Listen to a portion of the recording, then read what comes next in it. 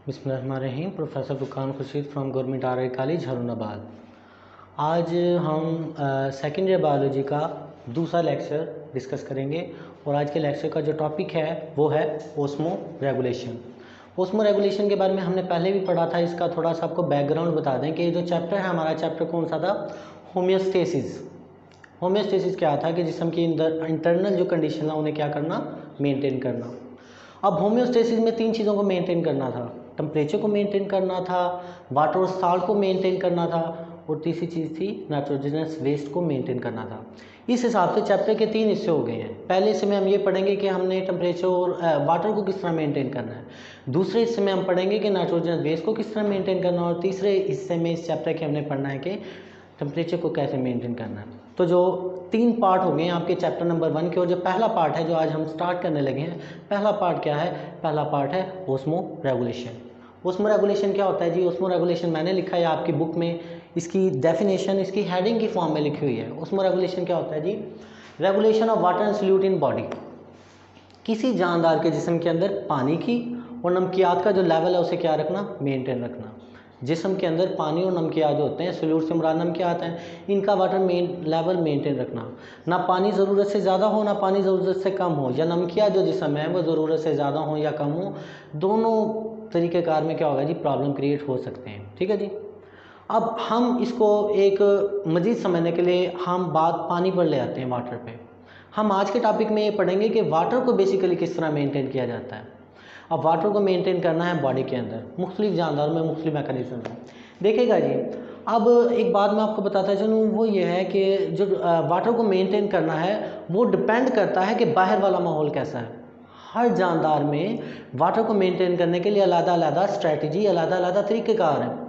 अब जिस्म में वाटर को मेंटेन करने के लिए कौन सा मैकेनिज़्म इस्तेमाल करना है वो डिपेंड करता है उसके एक्सटर्नल इन्वायरमेंट पे। बैरूनी माहौल कैसा होगा, जैसा बैरूनी माहौल होगा वैसे ही हमारे अंदर क्या होंगे जी, मैकेनिज़्म होंगे, अडाप्टेशन होंगे। मैं आपको सिंपल सी मिसाल देता हूँ। फ़र्ज़ करें पहला माहौल क्या है जी, हाइपोटोनिक। अगर बाहर के माहौल में पानी ज़्यादा हो तो वो उस जानवर का मकसद क्या होगा बच्चे? उस जानवर का बेसिक जो मकसद होगा वही होगा कि वो पानी से छुटकारा पाएगा, रिलीज़ करेगा पानी को। जब वाटर एक्स्ट्रा हो तो पानी को क्या किया जाता है, रिलीज़ किया जाता है।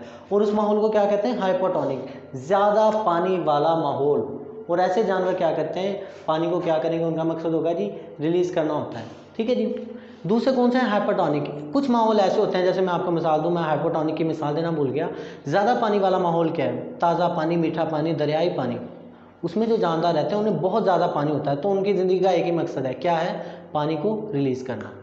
दूसरा जो बैरूनी माहौल हो सकता है वो कौन सा हो सकता है, हाइपोटोनिक। हाइपोटोनिक पिछले के उलट है। हाइपोटोनिक में क्या होता है जी, पानी की कमी होती है बाहर के माहौल में और साल्ट की ज़्यादती होती है। ये ऊपर वाले को उलट आ गया। अब इसकी मिसाल क्या है जी, उसकी मिसाल थी मीठा पानी, इसकी मिसाल है खारा पानी, समंदरी पानी। समंदर में क्या होता है, वहाँ ये होता है कि पानी निस्बतन माहौल में कम होता है और साल्ट क्या होता है, ज़्यादा। तो समंदरी जानवर क्या करेंगे, वो पीछे वाले की निस्बत उलट करेंगे। वो क्या करेंगे जी, वो जानवर ये करेंगे कि वो पानी से छुटकारा नहीं पाएंगे बल्कि पानी की बचत करेंगे। तो ऐसा माहौल पहला, ज़्यादा पानी वाला माहौल, इसमें किस चीज़ को एक्सक्रीट करना है, पानी को। दूसरा माहौल कम पानी वाला माहौल, इसमें क्या करना है जी, इसमें पानी को क्या करना है, बचाना है। और तीसरा माहौल क्या होता है, आइसोटोनिक। इस माहौल का कोई मसला नहीं है। इस माहौल में क्या होता है जी, जितना बाहर पानी का लेवल होता है उतना ही अंदर होता है, तो वो बैलेंस हो जाता है। उसमें पानी को ना बचाने की ज़्यादा ज़रूरत है ना रिलीज़ करने की ज़रूरत है। क्यों, बाहर और अंदर पानी का माहौल क्या है, सेम है। तो मैं बताना क्या चाह रहा हूँ, हम डिस्कस ये करना चाह रहे हैं कि जानदारों को ओस्मो रेगुलेशन करनी है, वाटर का लेवल क्या करना है, मेंटेन करना है। और ओस्मो रेगुलेशन करने के लिए उन्हें तीन किस्म के माहौल का सामना होगा। हम पढ़ेंगे वो तीनों किस्म के माहौल। पहले माहौल पे आते हैं बच्चे। जब मैं कह रहा हूँ ना कि जानदार ओस्मो रेगुलेशन करते हैं, तो कौन कर रहा है ओस्मो रेगुलेशन? जानदार बने हैं सेल से। जिस तरह ये बिल्डिंग ईंटों से बनी है, हम किससे बने हैं, छोटे छोटे सेल से। तो वो जो ओस्मो रेगुलेशन होनी है ना, वो उन सेल्स के अंदर होनी है। और जो एग्जाम्पल हम पढ़ेंगे वो सेल के हिसाब से ही पढ़ेंगे। पहला माहौल देखिएगा, हाइपोटोनिक। तीन किस्म के बैरूनी माहौल, और पहला माहौल कौन सा है, हाइपोटोनिक। हाइपो का लफ्ज़ी मतलब है जी क्या है, हाइपो का मतलब है लेस, टॉनिक का मतलब साल्ट। ऐसा माहौल जिसमें साल्ट कम हो, या दूसरी तरफ देखिएगा, इसे आप इस तरह समझें, ऐसा माहौल जिसमें साल्ट कम हो या ऐसा माहौल जिसमें पानी ज़्यादा हो। हम पानी के हिसाब से इसे देखेंगे। तो हाइपोटोनिक क्या हुआ जी, ज़्यादा पानी वाला माहौल। यानी सेल के बाहर पानी ज़्यादा है, सेल के अंदर पानी क्या है, कम है। ये देख लीजिएगा, बाहर पानी क्या है आप देख सकते हैं हाई वाटर, अंदर पानी क्या है, कम। अब ऑब्वियस सी बात है, आप जानते हैं पानी ज़्यादा से कम की तरफ आता है तो क्या होगा, बाहर से पानी अंदर की तरफ आएगा ऐसे माहौल में, और सेल क्या हो जाएगा, सेल की शेप हो जाएगी टर्जिड, सेल फूल कर बड़ा हो जाएगा। इस तरह काम करता है माहौल। पहला माहौल है ज़्यादा पानी वाला माहौल, उसमें क्या होगा, बाहर पानी ज़्यादा है, अंदर पानी क्या है, कम। इसकी मैं मिसाल देता हूँ, दरियाई पानी जो होता है वो माहौल, बाहर पानी ज़्यादा है, अंदर पानी कम है, तो क्या होगा, बाहर से पानी अंदर आएगा और वो टर्जिड हो जाएगा। मैं आपको मिसाल देता हूँ, जैसे कि हम रात को चने भिगोते हैं। अब चने जो हैं रात को पकाने से पहले भिगोए जाते हैं। अब वो जो चने के बाहर माहौल है ना पानी का, वो हाइपोटोनिक है, तो सारी रात बाहर से पानी अंदर आता है और चने के सेल क्या हो जाते हैं, टर्जिड हो जाते हैं, और सुबह क्या होते हैं, वो फूले होते हैं। वो माहौल कौन सा है, हाइपोटोनिक। जब आपने हाइपोटोनिक को समझ लिया, ज़्यादा पानी वाला माहौल है, तो उसके उलट कौन सा आ गया, हाइपरटोनिक। हाइपर कहते हैं ज़्यादा, टॉनिक मतलब सॉल्यूट, जिसमें साल्ट ज़्यादा हो बट लेस वाटर। इस पे फोकस कीजिएगा, ऐसा माहौल जिसमें पानी की कमी हो। अब जिस माहौल में पानी की कमी हो उसमें क्या होगा, उसमें उलट मैकेनिज्म होगा। यहाँ देख लें, ये एक सेल आपके सामने, बाहर पानी ज़्यादा है और अंदर पानी क्या है, कम है। अब इसको हम इस तरह देखेंगे, बाहर पानी कम है और अंदर क्या है जी, ज़्यादा है। अब पानी हमेशा ज़्यादा से कम की तरफ जाता है, तो देखिएगा क्या हुआ इस डायग्राम में, एरोज पे फोकस करें। वाटर जो है सेल के अंदर से बाहर जा रहा है और सेल क्या हो गया है, ये देख लें बच्चे, सेल जो है वो श्रंकन हो गया, सिकुड़ गया है। जब आप एक ऐसा माहौल रखेंगे जिसके अंदर क्या होता है जी, बाहर पानी कम है और अंदर ज़्यादा है, हाइपोटोनिक की बात कर रहा हूँ, बाहर पानी कम है अंदर ज़्यादा है, तो अंदर से बाहर की तरफ आएगा और सेल क्या हो जाएगा, सिकुड़ जाएगा। ये क्या हो गया जी, ये हाइपोटोनिक हो गया। एक तीसरी कंडीशन होती है जिसमें ज़्यादा कम का मसला होता ही नहीं है, वो कौन सी, आइसोटोनिक। लफ्ज़ आइसो का क्या मतलब है, तीनों डेफिनेशंस इनके नामों में है। आइसो का मतलब होता है सेम, जब सेम एक्सटर्नल और इंटरनल एनवायरनमेंट हो और एक इक्विलिब्रियम काम हो जाए। इस बात का क्या मतलब है, जितना सेल के बाहर पानी का लेवल है ना उतना ही अंदर है। इस कंडीशन में क्या होगा, देखिएगा ये आइसोटोनिक है। एरोज को गौर से देखिएगा, इसमें एक इक्विलिब्रियम कायम हो जाएगा और जितना पानी अंदर आएगा उतना ही बाहर जाएगा। मैंने फर्जी रीडिंग लिखी है, बाहर 10 है तो अंदर भी 10 है, पानी का लेवल बाहर भी 10 है अंदर भी 10, इसे क्या कहा, आइसोटोनिक। अब जितना पानी अंदर आएगा उतना ही बाहर जाएगा और सेल क्या रहेगा, नॉर्मल शेप में रहेगा। जैसे हमारे सेल, और इसको इक्विलिब्रियम इक्विलिब्रियम कहते हैं, तो हमारे मोस्टली सेल इसी कंडीशन में होते हैं इक्विलिब्रियम में, इसलिए हमारे सेल की जो शेप है वो नॉर्मली मेंटेन रहती है। तो ये लेक्चर का पहला हिस्सा है, इस पहले हिस्से को पहले डिस्कस कर लेते हैं बिल्कुल मुख्तसर लफ्ज़ों में। नंबर 1, हाइपोटोनिक, ऐसा माहौल जिसमें बाहर पानी ज़्यादा हो। जब बाहर पानी ज़्यादा होता है तो बाहर से अंदर आता है और सेल क्या हो जाता है, टर्जिड। हाइपरटोनिक, हाइपरटोनिक को उर्दू में लिख देता हूँ, ऐसा माहौल जिसमें पानी बाहर क्या हो, कम पानी हो और अंदर क्या हो, ज़्यादा। तो अंदर से पानी बाहर जाएगा और वो सेल अंदर से पानी बाहर जाने की वजह से क्या हो जाएगा, श्रंकन हो जाएगा। इसकी भी मिसाल दे देता हूँ, मैं मिसाल देना भूल गया हाइपोटोनिक की। अगर आप किसी गोश्त के टुकड़े को इंतहाई ज़्यादा नमक वाले माहौल में रखें तो उसका साइज़ छोटा हो जाएगा, उसका वॉल्यूम कम हो जाएगा। क्यों, क्योंकि उस गोश्त के पीस में से पानी बाहर जाएगा। यह हाइपोटोनिक। और आइसोटोनिक क्या है जी, जब जितना बाहर पानी है उतना ही अंदर है। ये इक्विलिब्रियम की एक स्टेट कायम हो जाएगी, बाहर भी 10 है अंदर भी 10 है। आपने केमिस्ट्री फिजिक्स में पढ़ा है, जब इक्विलिब्रियम की कोई स्टेट कायम हो जाए ना तो सेल उसे मेंटेन करने की कोशिश करता है, इक्विलिब्रियम की हालत को बरकरार रखने की कोशिश की जाती है। तो देखें, जितना पानी अंदर आएगा उतना ही बाहर जाएगा और सेल की शक्ल क्या रहेगी, नॉर्मल रहेगी, ना वो बहुत ज़्यादा फूलेगा और ना वो पिचकेगा। ये 3 एनवायरनमेंट हो गए। अगला जो पैराग्राफ है वो है ऑस्मो रेगुलेशन इन प्लांट्स। ये बहुत ईजी है, बिल्कुल सिंपल सी बातें। ईमान अगर आप बायोलॉजी के स्टूडेंट नहीं है फिर भी ये बेसिक बातें आपको समझ आ जाएंगी। क्या कहना चाह रहा है जी, 3 किस्म के पौधे होते हैं, नाम में सब कुछ लिखा हुआ है, हाइड्रोफाइट, मीजोफाइट, जीरोफाइट। आपको ना जो फोकस रखना है वो किस बात पे रखना है, आपको नाम पे फोकस रखना है। हाइड्रो का मतलब होता है पानी। हाइड्रोफाइट ऐसा पौधा जो ज़्यादा पानी में रहता हो। हाइड्रोफाइट पानी वाले पौधे, या पानी के अंदर रहता हो या करीब हो। सादा लफ्ज़ में कहूँ, उसको बहुत ज़्यादा पानी की सप्लाई मिलती हो। जैसे आप देखते हैं ना कि छप्पड़ वगैरह जो होते हैं गांव वगैरह में, तालाब होते हैं, उनमें जो पौधे लगे हुए हैं वो कौन सा है, हाइड्रोफाइट, क्योंकि उन्हें बहुत ज़्यादा पानी मिल रहा है। अब कॉमन सेंस की बात क्या है, जिसको बहुत ज़्यादा पानी मिल रहा हो वो क्या करेगा, वो पानी को रिलीज़ करेगा, बचाएगा नहीं, रिलीज़ करेगा। अब सवाल ये है, इसके पास एक्सेस वाटर है, इसने पानी से क्या पाना है, छुटकारा पाना है। अब ये कैसे पानी से छुटकारा पाएगा, वो है, उसका जवाब है अडाप्टेशन। अडाप्टेशन देखते हैं जी, 2 अडाप्टेशन है, तीसरी तो एग्जाम्पल हो गई ना। नंबर 1, जो पौधे पानी में उगे होते हैं ना उनके पत्ते बहुत बड़े होते हैं, जैसे आप कमल का पौधा देखें, उसके काफ़ी चौड़े चौड़े पत्ते होते हैं। चौड़े पत्ते क्यों हैं? क्योंकि चौड़े पत्ते हैं नंबर 1, नंबर 2 उनमें स्टोमेटा बहुत ज़्यादा है और ऊपर वाली साइड पे है। पत्ते में देखेगा, दोनों बातें आपको डायग्राम में नज़र आ रही हैं। बहुत बड़ा पत्ता है और स्टोमेटा यानी बहुत सारे सुराख हैं ऊपर वाली साइड पे। स्टोमेटा वो सुराख है जिसमें से पानी बाहर निकलेगा बुखारात बन के। पत्ते पे सूरज की रोशनी यहाँ से पड़ेगी और उस गर्मी की वजह से उन सुराखों से पानी क्या होगा जी, बाहर निकलेगा। तो क्या किया गया, पत्ता बड़ा रखा गया और उसमें बहुत सारे सुराख यानी स्टोमेटा रखे ताकि ज़्यादा सुराख होंगे और ज़्यादा से ज़्यादा पानी पौधे में से बाहर निकलेगा और वो एक्स्ट्रा पानी से क्या पालेगा, छुटकारा पालेगा। तो वही बात दोबारा बता रहा हूँ, क्या है, इनके पास पानी बहुत ज़्यादा है क्योंकि ये हाइड्रोफाइट हैं। इन्होंने पानी से क्या पाना है, छुटकारा पाना है। छुटकारा कैसे पाएंगे, बड़ा पत्ता रखेंगे, ज़्यादा सुराख रखेंगे, बड़े साइज़ और ज़्यादा सुराख की वजह से ज़्यादा पानी बाहर निकलेगा और ये पानी से छुटकारा पा लेंगे। इसकी मिसाल क्या है, वाटर लिली, जैसे आप कमल कहते हैं, वो तालाबों या छप्पड़ वगैरह उनमें ही उगता होता है। दूसरे पे आते हैं मीज़ोफाइट। मीज़ो जो लफ्ज़ है ना, इसका लफ्ज़ी मानी है दरमियाना, जिसे पानी की सप्लाई दरमियानी हो। दरमियानी से मुराद अब ये नहीं कोई फिक्स है, कभी ज़्यादा हो जाती है कभी कम हो जाती है। तो इसने क्या करना है, इसने दोनों सूरत हाल का सामना होता है। जैसे बारिश हो गई है, उसमें मीज़ोफाइट पौधे को क्या मिल रहा है, पानी मिल रहा है। जैसे हमारी फसलें हैं, जब पानी लगा दिया तो 3-4 दिन तक क्या है जी, पानी ज़्यादा मिल रहा है, ठीक है। और दूसरी कंडीशन क्या हो सकती है, पानी कम भी मिलता है। तो मीज़ोफाइट का लफ्ज़ी मानी तो है जिन्हें पानी की सप्लाई हो दरमियानी। ये बात भी ठीक है, लेकिन एक्चुअल मतलब यह है कभी पानी ज़्यादा मिल गया कभी कम। अब इन्होंने अपने स्टोमेटा वही है जो पत्ते में सुराख होते हैं जिनके ज़रिए इन्होंने पानी बाहर निकालना होता है। अब इन्होंने क्या करना, बहुत सिंपल सी बात है, इनके पास एक्सेस वाटर है, तो ये क्या करेंगे, जिन दिनों पानी की सप्लाई ज़्यादा मिलती होगी, जिस टाइम पानी की सप्लाई ज़्यादा होगी, ये स्टोमेटा को खोल लेंगे। आप देख सकते हैं स्टोमेटा खुले हुए हैं, ये 2 गार्ड सेल होते हैं और इस तरह स्टोमेटा खुल जाता है, ये सुराख खुल जाएगा और इसमें से पानी क्या होगा, लॉस होगा। तो पानी ज़्यादा मिल रहा है, स्टोमेटा खोल दिया, पानी बाहर निकल गया। और स्टोमेटा पत्ते पे ही होता है, वो आप ऑलरेडी जानते हैं। दूसरी कंडीशन देखिए, लिमिटेड वाटर सप्लाई। पानी की कमी भी तो हो जाती है, बहुत ज़्यादा गर्मी है, दोपहर है, बारिशें नहीं हो रही, उस सूरत में क्या होगी, पानी की कमी होगी।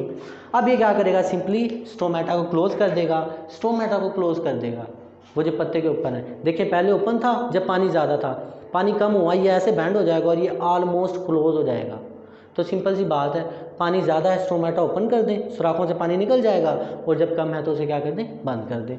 ये है जी मीज़ोफाइट। इसकी मिसाल क्या है, हमारे जो क्रॉप हैं या दूसरे सिंपल पौधे हैं, इसकी मिसाल रोज़, गुलाब है, मैंगो है और ब्रासिका यानी सरसों भी इसमें आता है। ये जो प्लांट हैं जिन्हें मॉडरेट सप्लाई मिलती है, ज़्यादा मिलकर स्टोमेटा बंद खोल लिया, कम मिली बंद कर दिया, ये क्या हो गए बच्चे, ये मीज़ोफाइट हो गए। आखिरी पे आते हैं ज़ीरोफाइट। ज़ीरो का मतलब क्या होता है, ज़ीरो का मतलब होता है ड्राई। वो फोटो स्टेट मशीन होती है ना, उसे भी ज़ीरोग्राफिक मशीन कहते हैं क्योंकि वो जो कॉपी करती है वो ड्राई होती है। बहरहाल ज़ीरो का मतलब है ड्राई। अब ज़ीरोफाइट ऐसा है जो खुश्क माहौल में रहता है और इंतहाई खुश्क माहौल में रहता है। कौन सा इंतहाई खुश्क माहौल है, जिसमें शॉर्टेज ऑफ वाटर है, या मैं आपको उर्दू में लिख देता हूँ जी, सहराई माहौल। ये जो डेजर्ट होता है हमारे यहाँ, बड़े टिब्बे वगैरह हैं, वहाँ जो पौधे हैं वो कौन से हैं, वो ज़ीरोफाइट हैं। क्यों, ड्राई, ज़ीरो ड्राई, फाइट मतलब पौधा, खुश्क माहौल में रह रहे हैं। अब इनको एक ही मसला है, शॉर्टेज ऑफ वाटर। ज़ीरोफाइट जो होते हैं ना, हाइड्रोफाइट के उलट होते हैं। हाइड्रोफाइट को ज़्यादा पानी था तो वो पानी से छुटकारा पाना चाह रहे थे। ज़ीरोफाइट को पानी की बड़ी कमी होती है क्योंकि सहरा में वैसे बारिश बहुत कम होती है, तो शॉर्टेज ऑफ वाटर है। इनकी ज़िंदगी का एक मकसद है पानी को बचाना है। अब पानी को बचाने के लिए 7-8 अडाप्टेशन है, लेकिन उन्हें हमने कैटेगरीज में डिवाइड कर लिया है। जैसे कि देखिएगा, पहले पत्ते की बात करते हैं, फिर स्टोमेटा की, फिर स्टेम की। ये जो सहराई पौधे होंगे ना, इनका पत्ता जो है स्मॉल होगा, नीडल लाइक होगा, छोटा पत्ता रखा जाएगा, पहली बात। और दूसरा, इनके पत्ते के ऊपर क्यूटिकल की लेयर होगी। फॉर एग्जांपल देखिएगा, यहाँ पे आपको एक लीफ बना के दिखाते हैं। देखें, फर्ज करेंगे इसका छोटा सा पत्ता है, जानबूझ कर छोटा रखा गया है। क्यों रखा गया है वो मैं बता देता हूँ। और इसके ऊपर ना एक वैक्स की लेयर होती है जिसे क्या कहते हैं, क्यूटिकल। ये वैक्स की लेयर ना पत्ते के ऊपर अगर कभी गौर से देखें, आपको एक पॉलिश सी नज़र आएगी। वो जो पॉलिश है ना पत्ते के ऊपर वाली साइड पे, वो क्या है, क्यूटिकल है। तो क्या किया गया है, पत्ता छोटा रखा है। क्यों, छोटा पत्ता होगा, जब उसका एरिया ही कम होगा तो पानी का लॉस भी क्या होगा, कम। तो इसके बरक्स, इसके बिल्कुल उलट, वहाँ पत्ता छोटा रखा गया, छोटा पत्ता होगा, कम सरफेस होगी और कम से कम पानी का क्या होगा, नुकसान होगा। पत्ता छोटा रखना है और क्यूटिकल, उसके ऊपर एक काफ़ी मोटी वैक्स की लेयर, एक पॉलिश सी कर दी जाएगी ताकि उस पॉलिश की वजह से अंदर से पानी कम बाहर जाए। दूसरा देखते हैं स्टोमेटा। स्टोमेटा पहले भी बता चुका हूँ, स्टोमेटा पत्ते में मौजूद सुराख होते हैं। इन सुराखों से ये सांस भी लेते हैं। दूसरा काम ये है, इनसे पानी का लॉस करते हैं। अब इन्होंने पानी को बचाना, तो ये क्या करेंगे, स्टोमेटा के बारे में दो काम करेंगे। स्टोमेटा और लेस, कम तादाद में होंगे, एंड लोअर साइड, इससे कंपेयर करें उस पत्ते को। इस पत्ते में स्टोमेटा ज़्यादा थे और ऊपर वाली साइड पे थे क्योंकि पानी से छुटकारा पाना था। यहाँ पे देखें वो सुराख कम रखे हैं और नीचे वाली साइड पे रखे हैं। नीचे वाली साइड पे क्यों रखे हैं, कम सुराख होंगे, नीचे वाली साइड पे उन पर धूप भी नहीं पड़ेगी। जब धूप नहीं पड़ेगी, साए में होंगे, कम सुराख होंगे, तो पानी का लॉस भी क्या होगा, कम होगा। तो ये सुराख नीचे वाली साइड पे रखे गए हैं ताकि कम से कम पानी। अब देखिए ना, यहाँ से फर्ज करें कितनी रोज करें, यहाँ से आपको वाटर निकलते हुए बहुत सारी वेव्स नजर आ रही हैं। यहाँ से कितना वाटर निकलेगा जी, ये ले, कम पानी निकलेगा। कम स्टोमेटा रखें, कम पानी का लॉस। लास्ट वन, ये जो सहराई पौधे होते हैं इनके स्टेम की बात करते हैं। सहराई पौधे जो हैं, जैसे कि मैं आपको मिसाल देता हूँ, हाँ मैंने दी, आपने कैक्टस देखा हुआ है, घरों में उगा हुआ होता है, सहरा में भी उगा होता है। कैक्टस दो किस्म के हैं, सम टाइम पत्ता होता भी है, सम टाइम नहीं भी होता। अच्छा, उसमें ये है कि पहली बात, वो उनका पौधा जो है ना ग्रीन होता है। ग्रीन का मतलब क्या है, आम जो पौधे होते हैं ना उनका पत्ता सब्ज होता है और उससे उन्होंने फोटोसिंथेसिस करनी है, यानी क्या बनानी है, खुराक बनानी है। इन्होंने क्या किया, पत्तों से छुटकारा पा लिया और फोटोसिंथेसिस किससे कर रहे हैं, स्टेम से कर रहे हैं। फ़ायदा क्या है इस चीज़ का, अगर पत्ते होते तो उनमें से पानी का लॉस होता। क्या किया इन पौधों ने, एवोल्यूशन के साथ साथ अपने सारे पत्ते क्या किए जी, आपने वो कैक्टस देखा हुआ है, ऐसा सा प्लांट होता है उसकी बॉडी, और पत्ते नहीं होते, स्टेम ही होता है। तो उसने पत्ते गिरा दिए और सिर्फ क्या रहा, स्टेम रहा, और स्टेम ग्रीन है, तो फोटोसिंथेसिस पत्ते नहीं कर रहे, कौन कर रहा है, स्टेम कर रहा है। फोटोसिंथेसिस की जिम्मेदारी पत्तों से लेके किसको दे दी जी, स्टेम को दे दी। क्यों, क्योंकि स्टेम से इतना पानी का लॉस नहीं होता जितना कि इनसे होता है पत्तों से। दूसरी चीज़, वाटर स्टोरेज, ये एक बात है जी। वाटर स्टोरेज क्या है, ये जो सहराई पौधे होते हैं ना, जैसे कि हमारे यहाँ अक्सर उगा होता है एलोवेरा वगैरह, या कैक्टस को देख लें, जब भी आप कैक्टस को काटेंगे तो उसमें से आपको लेसदार मादा निकलता हुआ नजर आएगा। वो क्या है, वो एक्स्ट्रा वाटर है। वाटर स्टोर होता है किसके अंदर, इसके अंदर। किस तरह होता है, जब बारिश का मौसम आता है, पानी इकट्ठा होता है, तो ये सारा अपना पानी अंदर इकट्ठा कर लेते हैं और उनके जिस्म में पानी भर जाता है, ठीक है। और फिर जो लंबा खुश्क गर्मियों का मौसम आएगा उसमें वो उस पानी पे गुजारा करेंगे। इवन वो जो सर्वाइवल स्किल्स बताई जाती है ना, कि पानी अगर सहरा में नहीं मिल रहा तो इस कैक्टस को काटा जाता है, तो इसके अंदर मौजूद पानी को क्या कर लिया जाता है, बचा लिया जाता है। एक चीज़ जो मैं बताना चाहता था, लीफ के बारे में एक अडाप्टेशन थी, वो ये है पत्ते गिरा देना। ये भी होता है कि जब गर्मियों का मौसम आता है ना, तो वो अपने पत्ते गिरा देते हैं ताकि उससे वाटर लॉस ना हो, और सर्दियों में क्या होता है, दोबारा से उगा लेते हैं। आपने देखा है कि सहरा में आम दिनों में इतनी हरियाली नहीं होती, क्यों, पत्ते गिरा दिए गए हैं ताकि वो गर्मी की वजह से लॉस ना हो। जैसे ही बारिश हुई, पानी आया, 2-3 दिन के अंदर पत्ते उगाते हैं और सारा सहरा जो है वो सब्ज हुआ होता है। क्यों, बारिश आ गई, पत्ते उगा लिए, बारिश ख़त्म हो गई, कुछ सीजन आया, पत्ते गिरा दिए। तो ये था जी टाइप्स ऑफ प्लांट, ये मैं ऑलरेडी रिवाइज कर चुका हूँ। सिर्फ दो मिनट में मैं इसे थोड़ा सा मुझसे बता देता हूँ कि हाइपोटोनिक इन्वायरमेंट वो है जिसमें पानी ज़्यादा होता है, तो बाहर से पानी अंदर आता है तो सेल फूल जाता है। हाइपरटोनिक वो होता है जिसमें बाहर पानी कम होता है तो अंदर से पानी बाहर जाता है और सेल क्या हो जाता है, सुकड़ जाता है। आइसोटोनिक में अंदर और बाहर पानी का लेवल सेम होता है, जितना पानी आता है उतना जाता है और वो नॉर्मल शेप में रहता है। असल चीज़ ये थी पढ़ने वाली, हाइड्रोफाइट ज़्यादा पानी वाले पौधे, जिसके पास पानी ज़्यादा होगा वो पानी से छुटकारा पाएगा। किस तरह, पत्ता बड़ा रखेगा और उस पर बहुत सारे स्टोमेटा रखेगा, पानी का क्या होगा, लॉस होगा। नंबर 2 मीजोफाइट, इनको दरमियाना पानी है, कभी कम कभी ज़्यादा। जब पानी ज़्यादा है तो स्टोमेटा खोल लेना है, जब पानी कम है तो स्टोमेटा बंद कर लेना है। लास्ट वन कौन सा बच्चे, जीरोफाइट, जिन्हें पानी इंतहाई कम है। देखेगा जी, पत्ते छोटे रखने और उन पर वैक्स की मोटी सी लेयर लगा देनी है। नंबर 3, जब गर्मी का सीज़न आए पत्ते गिरा दें और जब बारिश हो पत्ते दोबारा बना लें, क्योंकि पत्ते से ही पानी का लॉस मैक्सिमम होना है। स्टोमेटा कम रखने और नीचे वाली साइड पे रखना है ताकि उनसे वाटर का लॉस कम हो। लास्ट वन, स्टेम एक तो ग्रीन रखना है, फोटोसिंथेसिस पत्ते के बजाय स्टेम से करवा लें।